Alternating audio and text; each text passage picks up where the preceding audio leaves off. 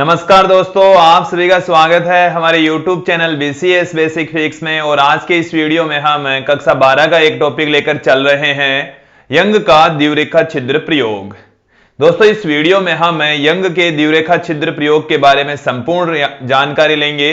इस वीडियो में आप देखेंगे कि जो व्यतिकरण की फ्रिंजें हैं वो किस तरीके से निर्मित होती है, उनका निर्माण अच्छे से समझेंगे। साथ में हम उन फ्रिंजों की चौड़ाई के लिए भी व्यंजक प्राप्त करेंगे। तो दोस्तों, स्टार्ट करते हैं यंग का द्विरेखा छिद्र प्रयोग। देखिए दोस्तों, यंग का जो द्विरेखा छिद्र प्रयोग है वो प्रकाश के व्यतिकरण की घटना को स्पष्ट करता है, समझाता है। और यहां पर हम एक वर्णी प्रकाश स्रोत से ही दो प्रकाश स्रोत प्राप्त करते हैं, क्लास संबंध स्रोतों का निर्माण करते हैं। दोस्तों, किस तरीके से निर्मित करेंगे, क्या इसकी बनावट होती है, इसको एक बार अच्छे से हम यहां पर समझ लेते हैं। देखिए, इस एक्सपेरिमेंट के अंदर हम प्रकाश के व्यतिकरण की घटना को समझते हैं। प्रकाश के व्यतिकरण पर आधारित ये प्रयोग है। इस प्रयोग की जो बनावट है, व्यवस्था है, वो हम आप लोगों को बताते हैं। अब देखिए दोस्तों, इसमें हम एक वर्णी प्रकाश स्रोत लेते हैं। सर्वप्रथम एक वर्णी प्रकाश स्रोत लिया जाता है। एक वर्णी का मतलब है जिसकी तरंग दैर्घ्य एक समान हो, एक ही तरंग दैर्घ्य वाला प्रकाश स्रोत है। और उस एक वर्णी प्रकाश स्रोत से जो प्रकाश की तरंगें हैं वो सभी संभव दिशाओं में चारों ओर उत्सर्जित होती है। इस एक वर्णी प्रकाश स्रोत से थोड़ी ही दूरी पर हम यहां पर एक गत्ता रख देते हैं। ये हमारे पास में है एक गत्ता, और इस गत्ते के ऊपर एक छिद्र है। यहां पर ये एक गत्ता है। इस प्रकाश स्रोत को आप एस नाम दे सकते हैं। इस गत्ते से एक छोटा सा छिद्र हमने यहां पर दिखाया है। ये जो गत्ते में बना हुआ छिद्र है एक नए प्रकाश स्रोत की भांति काम करता है, एक प्रकाश स्रोत की भांति काम करता है। दोस्तों, हमने ये देखा है कि जो प्रकाश की तरंगें हैं वो तरंगाग्र के रूप में संचरित होती है। किस रूप में संचरित होगी दोस्तों? तरंगाग्र के रूप में संचरित होती है। तो यहां से प्रकाश की तरंगें आगे बढ़ेगी और इसके ठीक आगे की ओर थोड़ी सी दूरी के बाद में हम यहां पर एक अन्य पर्दा रखेंगे, अन्य एक गत्ता और रख देंगे। और वो जो गत्ता है दूसरा वाला, उसके ऊपर हम दो छिद्र लेंगे। दोस्तों, इस वाले छिद्र को हम नाम दे देंगे S1, इस वाले छिद्र को हम नाम दे देंगे S2। यहां से कुछ दूरी के ऊपर हम एक पर्दे का निर्माण करेंगे। यहां पर मौजूद होता है दोस्तों एक पर्दा, जिस पर यहां से चलने वाली जो तरंगें हैं आपस में मिलती है और एक नई तरंग का निर्माण करती है। तो उनकी तीव्रता कहीं पर अधिकतम होती है, कहीं पर न्यूनतम होती है। और उन संरचनाओं को हम फ्रिंज कहेंगे। दोस्तों, उन संरचनाओं को क्या कहा जाएगा? फ्रिंज कहा जाएगा। चमकीला हिस्सा दिखाई देता है उसको दीप्त फ्रिंज कहा जाएगा, और काला जो हिस्सा दिखाई पड़ेगा उसको हम अदीप्त फ्रिंज कहेंगे, काली फ्रिंज कहेंगे। दोस्तों, तो इस प्रयोग के अंदर जो बनावट है, व्यवस्था है, वो इसी प्रकार से होती है। एक वर्णी प्रकाश स्रोत होता है, उससे कुछ दूरी पर एक गत्ता रखा होता है, फिर उससे कुछ दूरी पर एक अन्य गत्ता होता है जिसके ऊपर दो छिद्र होते हैं। फिर उससे कुछ दूरी के ऊपर यहां पर यह लगा हुआ है पर्दा, जिसके ऊपर जो यहां से चलने वाली प्रकाश की किरणें हैं वो आपस में मिलती हुई कुछ फ्रिंजों का निर्माण करती है। वो यहां पर हमें पर्दे पर दिखाई पड़ती है। दोस्तों, अब हम बात करते हैं कि ये कैसे काम करता है, इसकी कार्यविधि कैसे है। तो ये थी बनावट। अब कार्यविधि की हम चर्चा यहां पर करेंगे। दोस्तों, कैसे काम करेगी, तो हम इस की जो फ्रिंजें हैं वो कैसे निर्मित होती है वो अब यहां पर देखने वाले हैं। दोस्तों, तो यहां से आप देखिए दोस्तों, जो प्रकाश है वो तरंगाग्र के रूप में संचरित होता है। हाइगेन के तरंग सिद्धांत से हमने ये पढ़ा है, समझा है कि जो प्रकाश की तरंगें हैं वो तरंगाग्र के रूप में संचरित होती है। और यहां पर ये वाला जो छिद्र है वो एक बिंदुवत प्रकाश स्रोत की भांति काम करता है। ये किसकी भांति काम करेगा दोस्तों? एक बिंदुवत प्रकाश स्रोत की तरह काम करता है। तो यहां से प्रकाश की जो तरंगें हैं वो गोलीय तरंगाग्र के रूप में आगे संचरित होगी। तो यहां से जो प्रकाश की तरंगें हैं वो गोलीय तरंगाग्र के रूप में संचरित होती है और उसका कुछ हिस्सा मैंने यहां पर दिखाया है। ये यहां पर जो गोलीय तरंगाग्र है उसके ऊपर भी जो तरंगें हैं वो सुरंग और गर्तों के रूप में आगे बढ़ेगी। प्रकाश की तरंग इस तरीके से चलेगी तो सुरंग आएगा, फिर गर्त आएगा, फिर सुरंग आएगा, फिर गर्त आएगा। तो जो सुरंग है उसको हम कंटिन्यूअस लाइन से दिखाएंगे। जो प्रकाश की तरंगें हैं वो तरंगाग्र के रूप में संचरित होगी। किस रूप में संचरित होगी दोस्तों? तरंगाग्र के रूप में। और जो सुरंग होता है, तरंग के अंदर जो सुरंग है उसको हम कंटिन्यूअस लाइन से, अविच्छिन्न रेखा से दिखाएंगे। अविच्छिन्न रेखा का मतलब है कंटिन्यूअस लाइन। इसको हम अंग्रेजी में क्या कहते हैं? कंटिन्यूअस लाइन कहा जाएगा दोस्तों। कंटिन्यूअस लाइंस के जरिए हम सुरंग को दिखाएंगे। और गर्त का मतलब है विच्छिन्न रेखा, डॉटेड लाइन हम इसको कहेंगे। विच्छिन्न रेखा हिंदी का शुद्ध वर्ड है, इसको डॉटेड लाइन से कहा जाता है। जो डॉटेड लाइन है वो किस तरीके से बनेगी?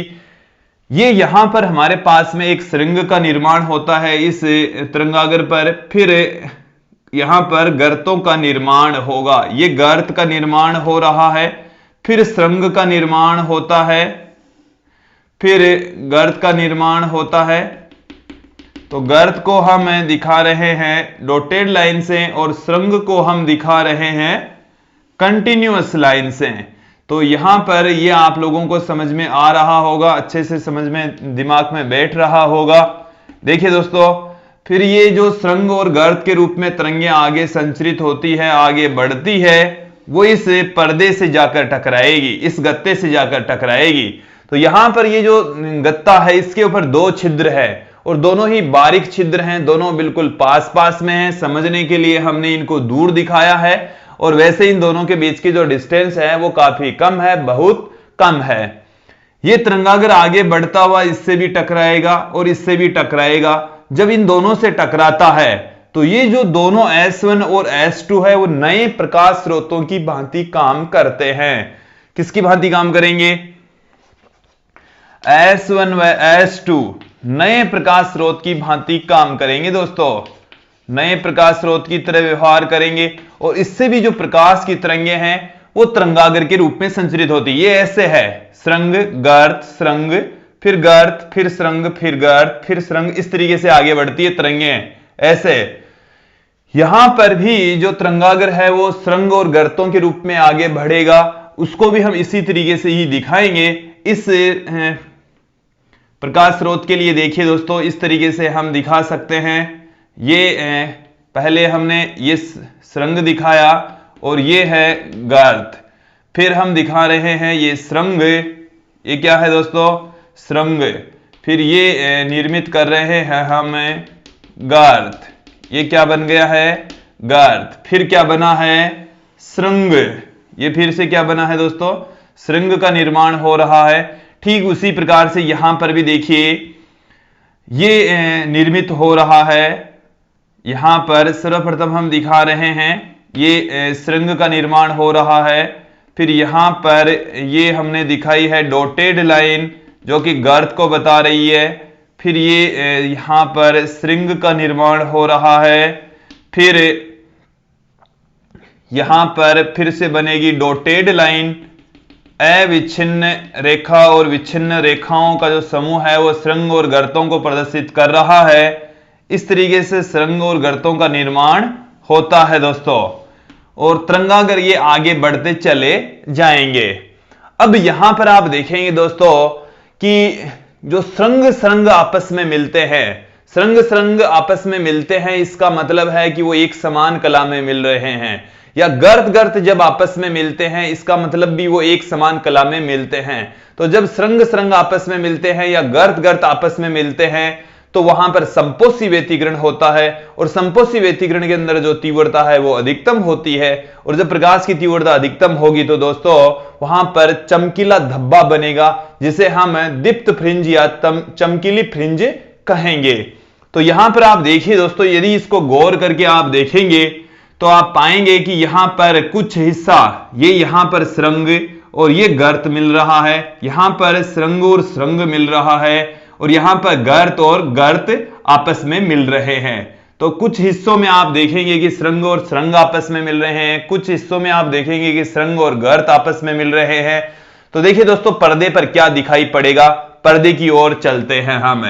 तो यहां पर आप देखिए, ये यहां पर ये इधर का सुरंग और ये इस तरंगाग्र का सुरंग आपस में मिलेगा, तो यहां से ये भी यहां पर दोनों आपस में मिल रहे हैं, गर्त और गर्त। फिर यहां पर सुरंग और सुरंग आपस में मिल रहे हैं, और यदि इन दोनों को, इनके मिलने से जो पर्दे के ऊपर प्रकाश की किरण जाएगी वो इस तरीके से जाएगी, और यहां पर इस सिद्ध में कि जो सुरंग सुरंग या गर्त गर्त या सुरंग सुरंग जब आपस में मिलते हैं तो पर्दे पर यहां पर हमारे को एक चमकीला धब्बा दिखाई पड़ेगा।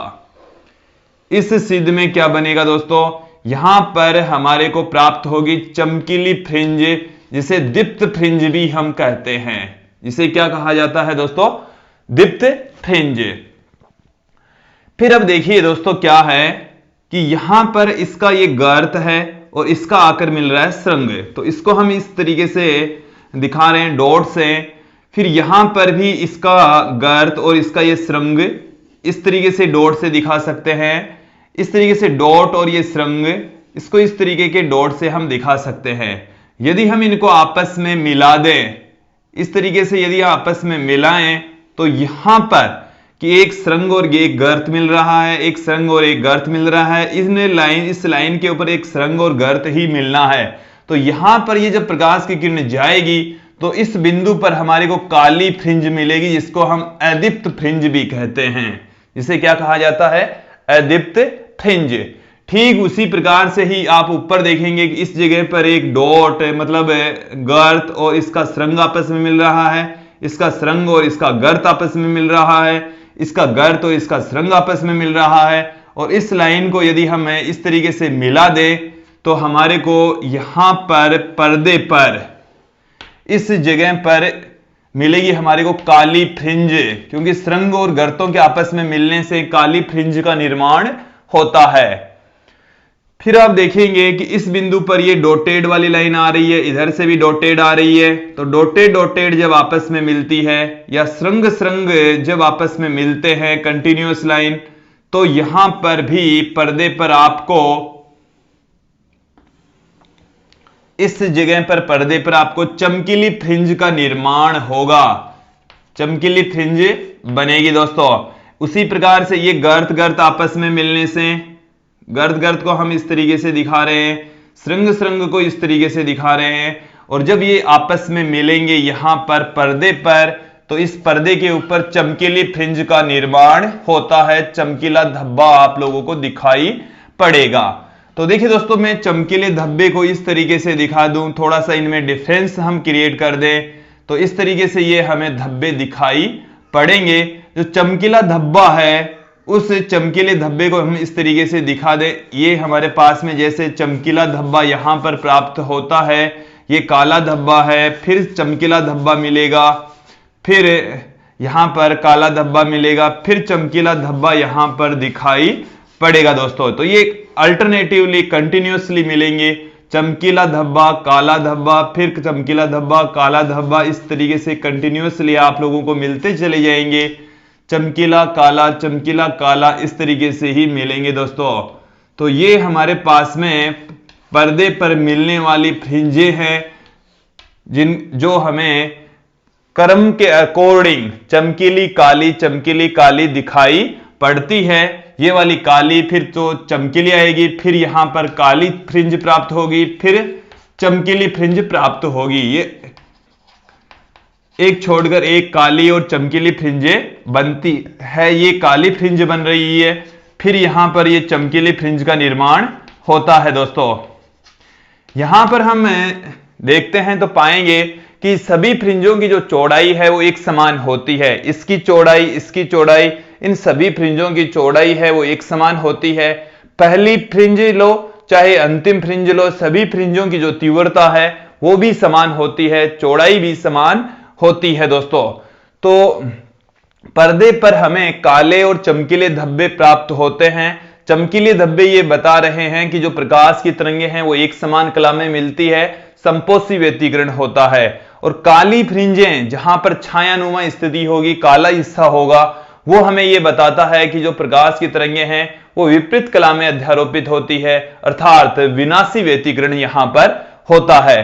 तो दोस्तों मैं एक चीज यहां पर आप लोगों को क्लियर कर दूं कि जो चमकीली फ्रिंज है, चमकीली का मतलब है दीप्त फ्रिंज और काली का मतलब है अदीप्त फ्रिंज। काली का मतलब है अदीप्त, काली फ्रिंज का अर्थ है अदीप्त फ्रिंज और चमकीली फ्रिंज का मतलब है दीप्त फ्रिंज। तो यहां पर ये जो फ्रिंजें हैं वो इस तरीके से बनती है कि जब श्रृंग श्रृंग आपस में मिलते हैं या गर्त गर्त आपस में मिलते हैं तो हमारे को चमकीली फ्रिंज का निर्माण होगा, चमकीली फ्रिंज आपस में प्राप्त होती है। लेकिन जब श्रृंग और गर्त आपस में मिलते हैं तो काली फ्रिंज मिलेगी, क्योंकि ये तो होता है, ये दोनों एक दूसरे की विपरीत कला में होते हैं। तत्पश्चात हमें चमकीली और काली फ्रिंजें प्राप्त होती है दोस्तों। तो ये था यंग का द्विरेखा छिद्र प्रयोग में जो प्रायोगिक व्यवस्था है वो किस प्रकार से होती है और फ्रिंजों का निर्माण किस प्रकार से होता है। दोस्तों अब यहां पर हम बात करेंगे कि ये जो फ्रिंजें बन रही है चमकीली और काली, इनकी चौड़ाई कितनी होती है, इनकी चौड़ाई किन कारकों पर निर्भर करती है। इसके लिए हम एक व्यंजक यहां पर देखने वाले हैं। दोस्तों बने रहिए हमारे साथ। दोस्तों अब हम यहां पर फाइंड आउट करते हैं जो यंग के द्विरेखा छिद्र प्रयोग में हमें फ्रिंजें प्राप्त हुई है, उन फ्रिंजों की चौड़ाई। चौड़ाई के लिए हम अलग से व्यंजक यहां पर देख रहे हैं, डायग्राम भी हम यहां पर अलग से बना रहे हैं। जैसे ये हमारे पास में है प्रकाश स्रोत, एक वर्णी प्रकाश स्रोत, ये हमारे पास में है। इस एक वर्णी प्रकाश स्रोत से हम कुछ दूरी पर ये एक पर्दा लेकर चल रहे हैं जिसके ऊपर एकल रेखा छिद्र है, एक रेखा छिद्र है। और यहां से कुछ दूरी पर, यहां से कुछ दूरी पर हमारे पास में एक अन्य गत्ता है और अन्य गत्ते के ऊपर दो छिद्र हैं दोस्तों। अन्य गत्ते के ऊपर दो छिद्र हैं, इन दोनों छिद्रों को आप अच्छे से देख लेंगे। इस एक छिद्र को हम नाम दे देते हैं यहां पर S1, दूसरे छिद्र को हम नाम यहां पर दे देते हैं S2। ये हमारे पास में है S2 छिद्र और ये हमारे पास में है दोस्तों S1 छिद्र। तो ये हम यहां से जो प्रकाश की किरण चलेगी वो इस तरीके से चलेगी, दोनों छिद्रों तक पहुंचेगी। ये वाला बिंदु हम कंसीडर कर लेते हैं, ये O है और यहां से एक पर्दा रखा हुआ है, ये एक गत्ता है और ये भी दोस्तों गत्ता है। तो इन गत्ते के ऊपर यहां पर दो छिद्र हैं S1 तथा S2। S1 तथा S2 के बीच की जो दूरी है वो हम कंसीडर कर लेते हैं स्मॉल d है। इसका मतलब है कि S1 से लेकर S2 तक की जो दूरी है वो स्मॉल d के इक्वल है।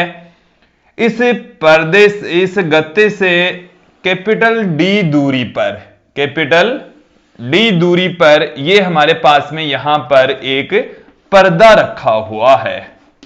क्या मौजूद है दोस्तों? पर्दा। इस पर्दे तथा इस S1 S2 की जो दूरी है वो D है, कैपिटल D के इक्वल। ये यदि O डैश, इसको नाम O दे दिया तो इसको आप नाम दे दीजिए O डैश। तो O डैश के बीच की दूरी है वो है कैपिटल D। O डैश के बीच की जो डिस्टेंस है वो है कैपिटल D। O डैश से कुछ दूरी पर, जिसे हम दूरी को Y से कह देते हैं, Y दूरी पर यहां पर है बिंदु P, जहां पर हमारे को एक फ्रिंज प्राप्त होती है, उसका हम यहां पर अध्ययन कर रहे हैं दोस्तों। तो यहां से प्रकाश का जो तरंगाग्र है वो चलेगा, बिंदु P पर पहुंचेगा। यहां से चलने वाला जो तरंगाग्र है वो बिंदु P पर पहुंच रहा है दोस्तों। एक तरंगाग्र यहां से चल रहा है, मतलब प्रकाश की किरण चल रही है, वो भी बिंदु P पर पहुंच रही है दोस्तों। और ये जब ये वाली तरंग और ये वाला तरंगाग्र दोनों आपस में मिलते हैं तो बिंदु P पर हमें एक फ्रिंज का निर्माण होता है, फ्रिंज प्राप्त होती है दोस्तों। तो ये तरंग यहां से चली और ये एक इधर से आ रही है। S1 तथा S2 से चलने वाली जो तरंगें हैं वो बिंदु P पर पहुंचती है और बिंदु P पर हमें एक फ्रिंज का निर्माण होता है। मतलब बिंदु P पर मिलने वाली जो फ्रिंज है वो काली फ्रिंज भी हो सकती है या चमकीली फ्रिंज भी हो सकती है, अर्थात दीप्त या अदीप्त फ्रिंज वहां पर बन रही है। हम कुछ कंडीशंस मानकर वो बता देंगे कि यहां पर जब काली फ्रिंज बनती है तो कितनी दूरी पर बनेगी और चमकीली फ्रिंज बनती है तो कितनी दूरी पर बनती है।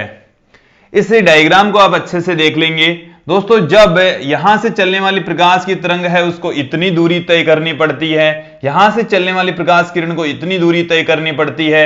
दोनों तरंगों की जो लंबाई है वो भिन्न भिन्न है और जो दोनों तरंगों की लंबाइयों का अंतर होता है उसको हम कहते हैं पथांतर। दोनों प्रकाश स्रोतों से चलने वाली जो प्रकाश की किरणें हैं उनके पथों की लंबाई का जो अंतर है वो है पथांतर। तो यहां पर देखिए दोस्तों, जो पथांतर होगा, पथों की लंबाई में अंतर पथांतर कहलाता है। उसे हम डेल्टा अक्स से पुट करेंगे। डेल्टा अक्स का मान किसके बराबर होगा? S2P।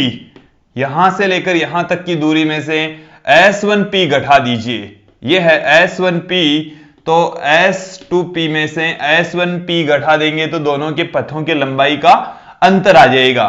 यदि इस अंतर को आप फाइंड आउट करना चाहते हैं तो बिंदु S1 से इस S2P पर एक लंब डाल दीजिए। यहां से हमने इसके ऊपर लंब डाला और लंब डालने पर जिस बिंदु पर यह लंब मिलता है उस बिंदु को हम नाम दे देंगे A। तो दोस्तों यहां से S1P और A से लेकर P तक की जो दूरी है वो बराबर होती है, तो जो पथांतर है, पथ की लंबाई में अंतर है, वो है S2A। तो डेल्टा अक्स जो पथांतर होता है वो है S2A। पथों की लंबाई का जो अंतर आया है दोस्तों वो कितना आ चुका है? S2A के इक्वल आ चुका है। अब यहां से मैं एक रेखा फिर से मिला रहा हूं बिंदु P से, O और बिंदु P को हमने यहां से मिला दिया है दोस्तों।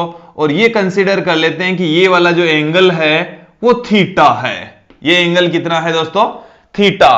तो देखिए दोस्तों, यदि हम इसको, ये जो लंब हमने इसके ऊपर डाला, ये जो दोनों प्रकाश स्रोत हैं S1 और S2, एक ही प्रकाश स्रोत से हमने दो छिद्र बनाकर दो प्रकाश स्रोत यहां पर जो प्राप्त किए हैं वो बिल्कुल पास पास में होंगे। व्यतिकरण की ये शर्त है, आवश्यक कंडीशन है कि दोनों प्रकाश स्रोत बिल्कुल पास पास में स्थित होने चाहिए।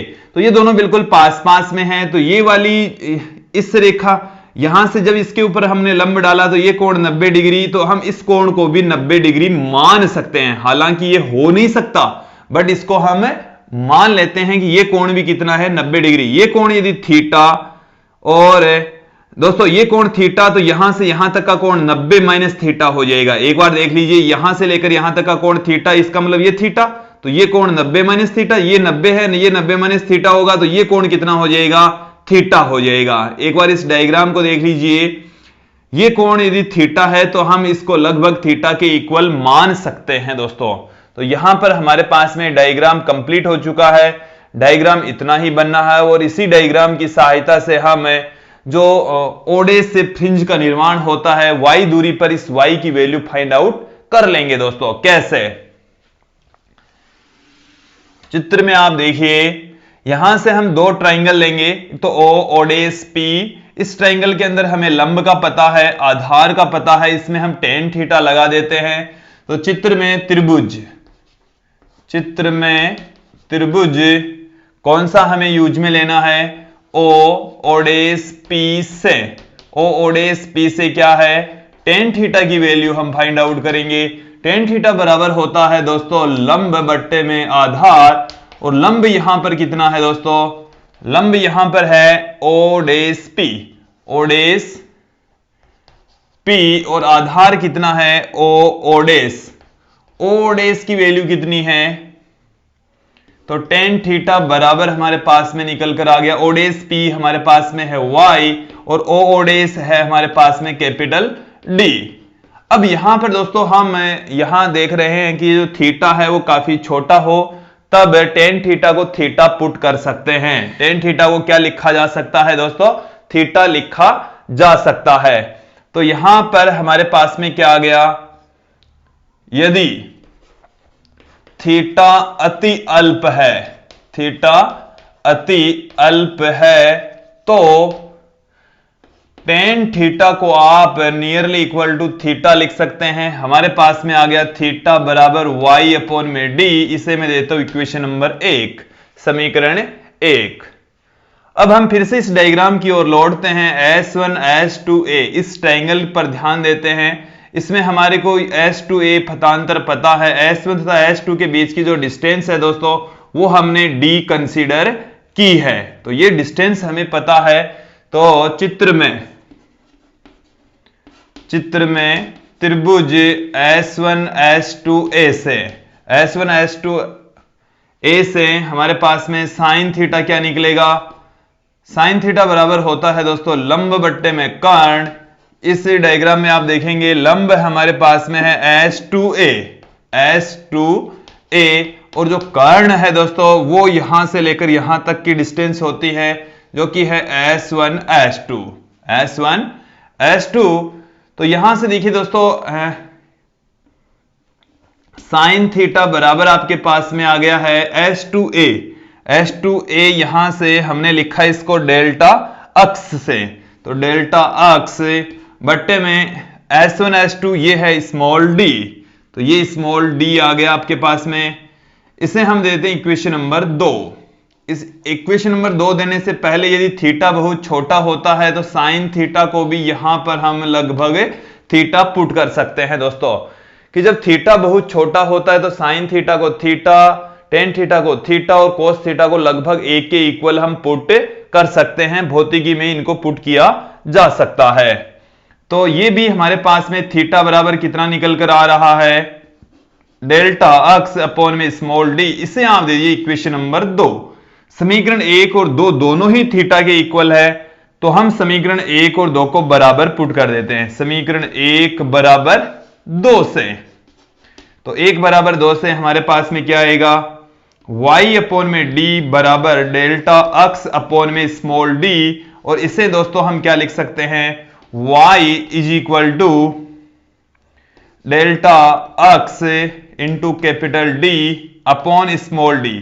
ये वाला फॉर्मूला हम यूज में लेते हुए फ्रिंजों की चौड़ाई ज्ञात करेंगे। इस पर आधारित न्यूमेरिकल क्वेश्चंस भी आपको पूछे जा सकते हैं कि हमारे को पथांतर दे दें, दोनों जो बिंदुवत प्रकाश स्रोत है उसकी पर्दे से दूरी दे दें, दोनों प्रकाश स्रोतों के मध्य की दूरी दे दें, तब आपको जो बिंदु O है या जो मध्य बिंदु है वहां से फ्रिंज की दूरी पूछी जा सकती है दोस्तों। तो ये वाला सूत्र काफी इंपॉर्टेंट सूत्र है।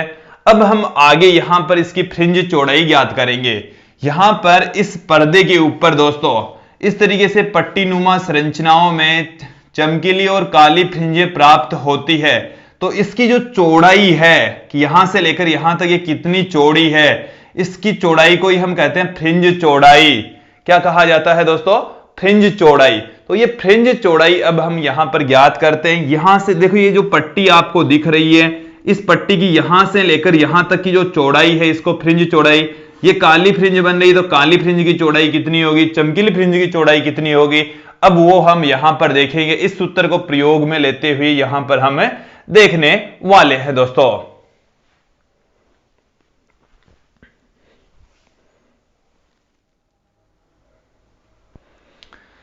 दोस्तों अभी हमने यहां पर देखा y बराबर delta x into capital D upon small d, ये वाला फॉर्मूला हमने यहां पर देख लिया है।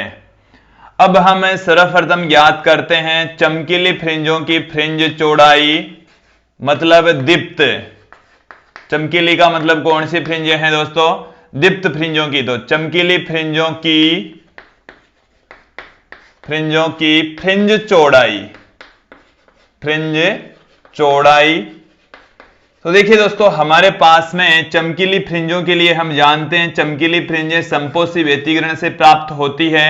और चमकीली फ्रिंजों के लिए डेल्टा अक्स जो पथांतर है वो कितना होता है? डेल्टा अक्स का जो मान है दोस्तों वो होता है n लैम्ब्डा के तुल्य।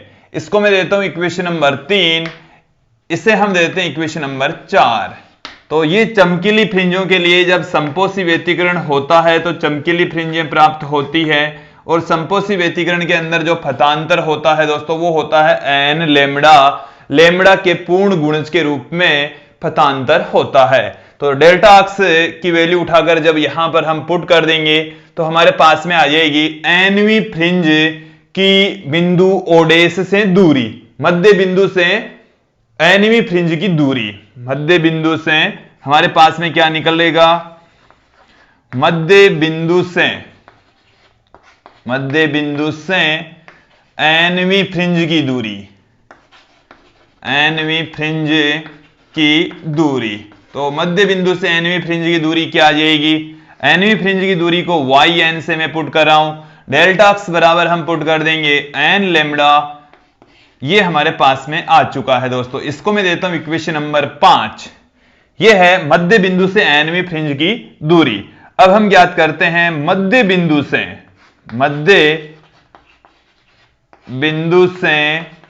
एन प्लस 1वीं फ्रिंज की दूरी, एन प्लस 1वीं फ्रिंज की दूरी, एन प्लस 1वीं फ्रिंज की जो दूरी है वो क्या हो जाएगी, उसके लिए इसको हम वाई एन प्लस 1 से पुट कर रहे हैं। यहां पर भी एन के स्थान पर एन प्लस 1 आ जाएगा, ये हमारे पास में आ चुका है। इसको हम दे देंगे इक्वेशन नंबर 6। एन के स्थान पर सिर्फ एन प्लस 1 पुट किया है तो मध्य बिंदु से एन प्लस 1वीं फ्रिंज की दूरी आ जाएगी। जो वाई है वो मध्य बिंदु से फ्रिंज की दूरी को रिप्रेजेंट करता है। तो एन वाई एन प्लस 1 का मतलब है एन प्लस 1वीं फ्रिंज की मध्य बिंदु से दूरी, वाई एन का मतलब है एनवी फ्रिंज मध्य बिंदु से एनवी फ्रिंज की दूरी। तो जो फ्रिंज चौड़ाई है दोस्तों वो एन प्लस 1वीं फ्रिंज जहां पर बन रही है उसमें से हम घटा देंगे एनवी फ्रिंज की दूरी। तो जो फ्रिंज चौड़ाई है दोस्तों वो कितनी निकल कर आएगी, फ्रिंज चौड़ाई, इसको एक बार समझ लेंगे। फ्रिंज चौड़ाई को हम बीटा से लिखेंगे। जैसे ये आपके पास में है ओडेस मध्य बिंदु, यहां पर आपके पास में बन रही है वाई एन प्लस 1वीं फ्रिंज, ये यहां पर बन रही है वाई एनवी फ्रिंज। तो ये वाली डिस्टेंस में से ये इस डिस्टेंस को यदि आप घटा देते हैं तो ये फ्रिंज की चौड़ाई आ जाएगी, इस फ्रिंज की चौड़ाई आपके पास में प्राप्त हो जाएगी। तो एन प्लस 1वीं फ्रिंज में से एनवी फ्रिंज की दूरी घटा देंगे तो फ्रिंज की चौड़ाई आ जाएगी। तो हमारे पास में जो फ्रिंज की चौड़ाई है दोस्तों कितनी आ रही है, बीटा। दीप्त फ्रिंज के लिए हम पुट कर रहे हैं जो कि वाई एन प्लस 1 में से वाई एन घटाएंगे तो प्राप्त हो जाएगी। तो वाई एन प्लस 1 की वैल्यू समीकरण 6 में, वाई एन की वैल्यू समीकरण 5 में। तो हम समीकरण 5 और 6 को उठाकर यहां पर पुट कर देंगे। हमने किसको पुट कर दिया, समीकरण 5 और 6 को यहां पर रख दिया। दोस्तों देखेंगे आप n plus 1 lambda into capital D बट्टे में स्मॉल डी माइनस ये घटा दीजिए n into lambda into capital D बट्टे में स्मॉल डी। तो बीटा दीप्त कितना निकल कर आ रहा है, देखिए इसको इससे गुणा करेंगे तो n lambda into capital D बट्टे में स्मॉल डी, 1 को इससे गुणा कर दीजिए लेमडा इंटू कैपिटल डी बट्टे में स्मॉल डी, फिर माइनस में ये पढ़ाई है n lambda into capital D बट्टे में स्मॉल डी। यहां से ये प्लस में है ये माइनस में है, ये दोनों एक दूसरे को कैंसिल आउट कर देंगे। तो बीटा दीप्त बराबर हमारे पास में क्या आ गया, लेमडा इंटू कैपिटल डी बट्टे में स्मॉल डी, ये हमारे पास में आ गई है दोस्तों दीप्त फ्रिंज की चौड़ाई। और दीप्त फ्रिंज की जो चौड़ाई है वो लेमडा के समानुपाती, दोनों प्रकाश स्रोतों की पर्दे से दूरी के समानुपाती तथा दोनों प्रकाश स्रोतों के मध्य की दूरी के व्युत्क्रमानुपाती होती है दोस्तों। तो यह है दीप्त या प्रदीप्त या चमकीली फ्रिंज की फ्रिंज चौड़ाई। तो यहां तक दोस्तों आप लोगों को समझ में आ गया होगा। फिर उसके बाद में हम बात करते हैं काली फ्रिंज की चौड़ाई। बी पार्ट हमारे पास में है काली फ्रिंज की, काली फ्रिंज की फ्रिंज चौड़ाई, काली फ्रिंज की फ्रिंज चौड़ाई। तो उसको हम बीटा अदीप्त से पुट करेंगे दोस्तों, बीटा अदीप्त से लिखा जाएगा। दोस्तों अब हम यहां पर काली फ्रिंजों के फ्रिंज चौड़ाई देखेंगे। काली फ्रिंजों के लिए जो पथांतर है दोस्तों वो देखिए, काली फ्रिंजों का निर्माण तब ही होता है जब विनाशी व्यतिकरण होता है। तो विनाशी व्यतिकरण के लिए या काली फ्रिंजों के लिए जो डेल्टा अक्स है उसका मान हमारे पास में होता है 2n+1 लैम्बडा बाई 2। ये हमारे पास में डेल्टा अक्स की वैल्यू होती है। लैम्बडा बाई 2 का विषम गुणज होता है, जो फतांतर है वो लैम्बडा बाई 2 का विषम गुणज होता है। ये जो n है वो 0 1 2 3 4 5 इस तरीके से होता है। डेल्टा अक्स की वैल्यू 2n+1 लैम्बडा बाई 2 के इक्वल होती है। दोस्तों यदि ये वाली वैल्यू उठाकर हम यहां पर पुट कर दें तो हमारे पास में क्या आ जाएगा, जो हमारे पास में लास्ट तक जो वैल्यू प्राप्त हुई है वो, इसको मैं देता हूं इक्वेशन नंबर 7। तो समीकरण है कि मध्य बिंदु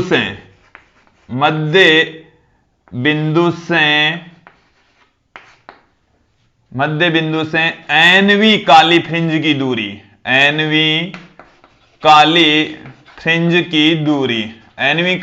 की जो दूरी है वो कितनी होगी, उसको हम yn से पुट कर रहे हैं।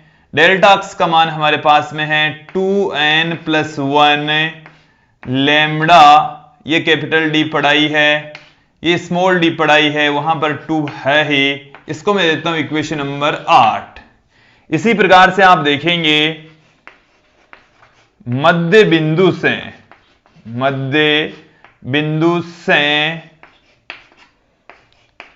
n+1v काली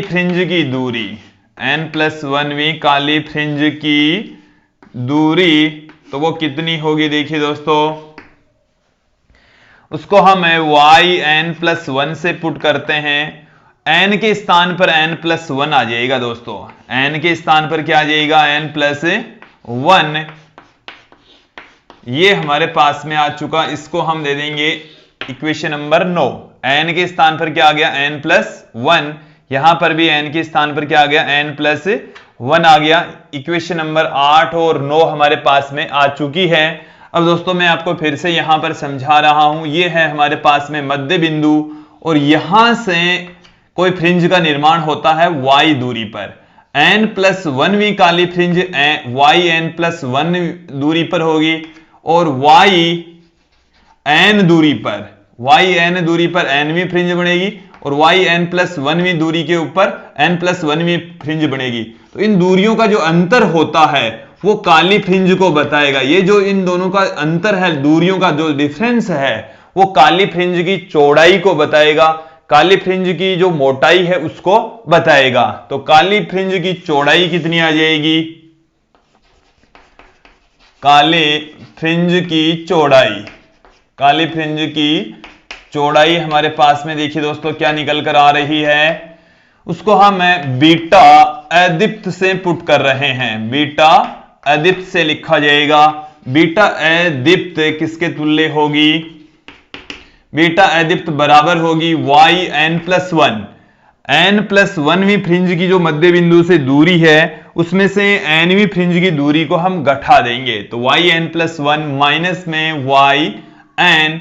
तो दोस्तों यहां पर इन दोनों इक्वेशन नंबर 8 और 9 को यहां पर हम पुट कर देंगे, तो बीटा अदीप्त बराबर हमारे पास में निकल कर आ गया, yn+1 की वैल्यू कितनी है, 2n+1+1 lambda into capital D बट्टे में 2d माइनस, ये हमारे पास में क्या है दोस्तों, 2n+1 lambda into capital D बट्टे में 2d। क्या क्या निकल कर आ रहा है देखिए, बीटा अदीप्त बराबर, यहां से जब इसको मल्टीप्लाई कर लेंगे या लैम्बडा इंटू कैपिटल डी बट्टे में 2d यहां से कॉमन ले लीजिए, यहां पर शेष रह गया, इस 2 को भी इससे गुणा कर दीजिए 2n, इसको यहां से गुणा करेंगे तो प्लस में 2 प्लस में 1, ये हम दोनों में से ही कॉमन ले लेंगे तो ये हमारे पास में माइनस में प्लस में 1, ये तो ये रह ही गया, तो माइनस में 2n माइनस का 1 ये रह गया और ये दोनों ही पदों में से कॉमन आ गया लैम्बडा डी अपॉन में 2d। 2n प्लस में 2n माइनस में, ये माइनस का 1 ये प्लस का 1 कैंसिल हो जाएगा, यहां से इस ब्रैकेट में सिर्फ 2 रहेगा, तो बीटा अदीप्त बराबर हमारे पास में आ गया 2 गुणा में लैम्बडा इंटू कैपिटल डी बट्टे में 2d। तो यहां से देखिए दोस्तों, बीटा जो अदीप्त है, मतलब अदीप्त फ्रिंज की जो चौड़ाई है, वो हमारे पास में 2 से 2 कैंसिल होने के पश्चात लैम्बडा इंटू कैपिटल डी बट्टे में स्मॉल डी प्राप्त होती है। दीप्त फ्रिंज की चौड़ाई और अदीप्त फ्रिंज की चौड़ाई समान होती है। यदि हमने इक्वेशन नंबर जो दीप्त फ्रिंज की चौड़ाई फाइंड आउट की है दोस्तों, वो हमारे पास में लैम्बडा इंटू कैपिटल डी बट्टे में स्मॉल डी आई थी, और अदीप्त फ्रिंज की जो चौड़ाई है वो भी उतनी ही प्राप्त होती है। दीप्त फ्रिंज तथा अदीप्त फ्रिंज की जो चौड़ाई यहां है वो दोनों समान होती है, एक समान होती है, और उसकी जो वैल्यू होती है दोस्तों, फ्रिंज चौड़ाई का जो मान होता है वो lambda D upon small D के इक्वल होता है दोस्तों। तो यहां से ये एक रिजल्ट निकलता है कि यंग के द्विरेखा छिद्र प्रयोग में या व्यतिकरण की जो घटना है उसमें दीप्त और अदीप्त फ्रिंजों की, मतलब काली और चमकीली फ्रिंजों की फ्रिंज चौड़ाई समान होती है। तो दोस्तों ये था यंग का द्विरेखा छिद्र प्रयोग, और इस प्रयोग में हमने जो काली और चमकीली फ्रिंजें हैं उनकी चौड़ाई फाइंड आउट की। तो दोस्तों आज के लिए इतना ही, धन्यवाद दोस्तों।